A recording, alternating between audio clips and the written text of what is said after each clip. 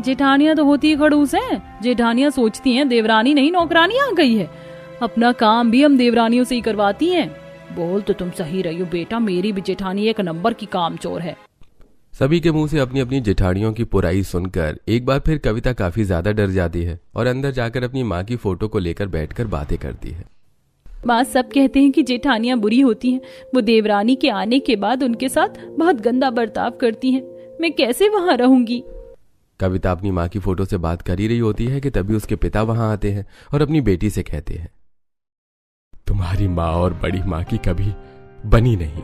मैंने तुम्हारी बड़ी माँ को बोल तो दिया है कि शादी में आकर माँ वाले सारे कर्तव्य निभाए, पर मुझे नहीं लगता कि वो आएगी। पापा, सारी जेठानियां एक जैसी होती हैं, बुरी। इसीलिए बड़ी माँ आए या ना आए, आप ही सब कुछ करना, क्योंकि मेरे लिए तो आप ही मेरी माँ हैं। अपने पापा से बात कर कविता खाना खाती है। समय गुजरता है और बहुत जल्द कविता शादी करके अपनी ससुराल जाती है, जहां उसकी सास उसका गृह प्रवेश करवाती है। पर पूरा परिवार उसके स्वागत में खड़ा होता है और सुमन अपनी देवरानी को देखकर गाना गाती है और नाचने लगती है। आई है शुभ घड़ी। कविता, मैं तेरे लिए पानी लेकर आती हूँ। तू एसी का टेम्परेचर 16 कर दे, रूम ठंडा नहीं हो रहा।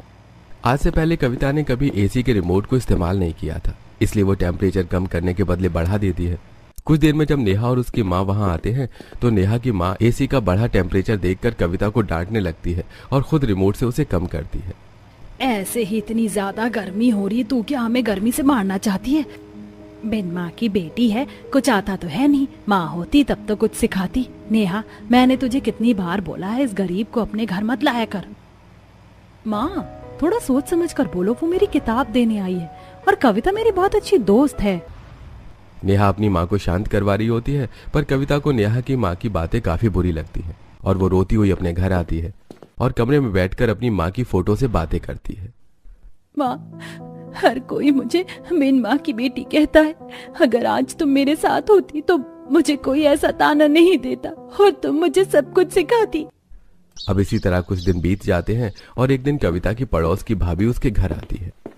कविता, तुम्हारी शादी भी नजदीक आ रही है, मुझे भी बाजार जाना था कुछ सामान लेने, तो मेरे साथ चल लो। अपनी शादी की भी शॉपिंग कर लेना, पता नहीं अंकल कब तक घर आए।